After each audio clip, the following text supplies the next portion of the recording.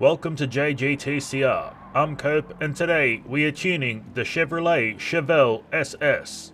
Let's get into it. In factory trim, this Chevy is a bit of a whale.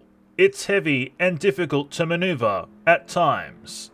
We can really feel the weight of this vehicle as we make our way around the track.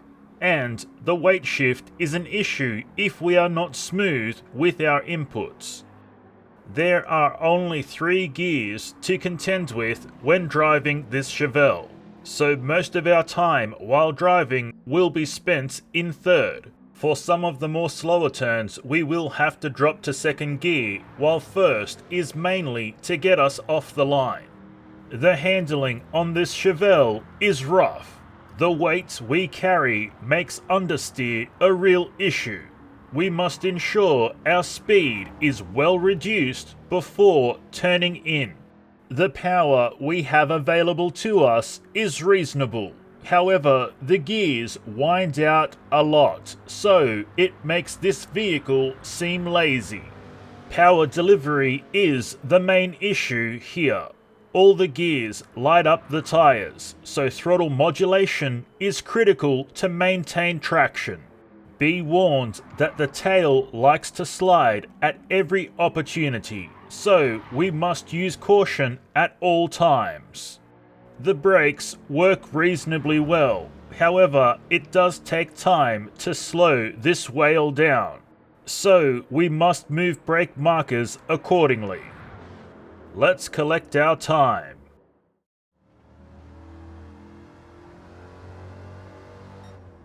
8 minutes 21.3 seconds. And now our race tune.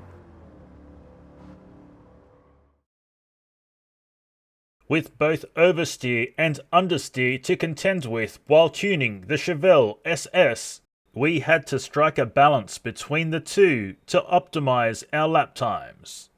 Our body height adjustment is lower at the front than it is at the rear, and our natural frequency is also softer at the front than it is at the rear. Both of these elements help us with the issue of understeer.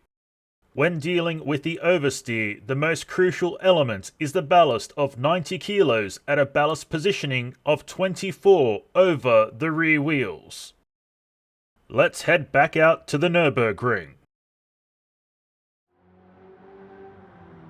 The Chevrolet Chevelle SS has improved tenfold since modifying and tuning. However, it has some interesting quirks we need to get used to.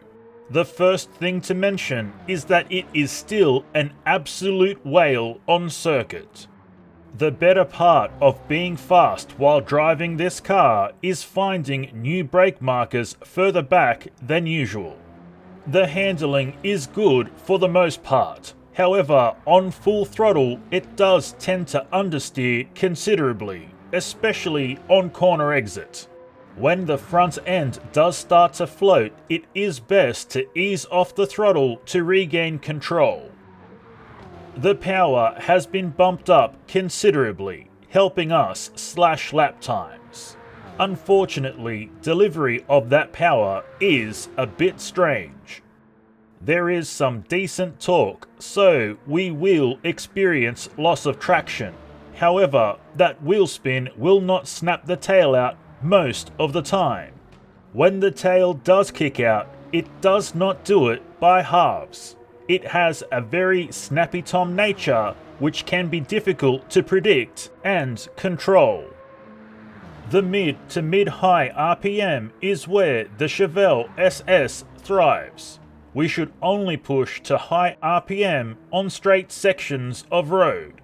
The brakes do work well enough, but due to the extra power and speed we carry plus the weight, it can take a bit longer than expected to get to our desired speed. So it is best to get onto our brakes a touch earlier than our markers and also hang on to the brakes a bit longer than we think is needed.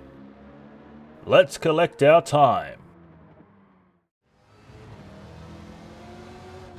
6 minutes, 30 seconds flat. On to the drift tune.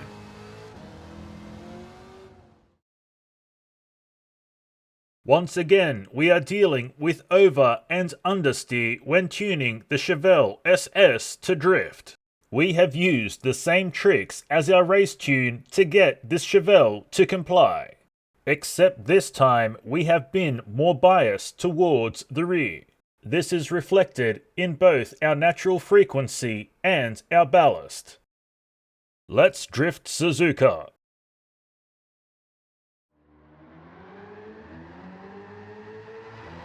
The Chevrolet Chevelle SS is not the worst drift car out there, but it is definitely not that good. This is due mainly to the many issues we must contend with when trying to drift it. The Chevelle is a hefty vehicle and weight shift is an issue, and for some reason the suspension remains sloppy even when our settings are at max. No matter what we do, we are dealing with understeer. In addition to this, the wheel spin mechanics are terrible. The handling isn't great. It shifts in and out of understeer quite frequently. We have to maintain a sensible wheel speed to make sure we keep our steering intact. There is plenty of power and torque available, but it is a double-edged sword. We need a good amount of self-control when putting the power down, otherwise it will understeer or spin us out.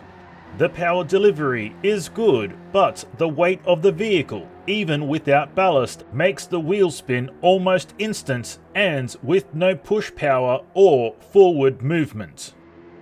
And that's all we have for you today, so until next time, keep racing!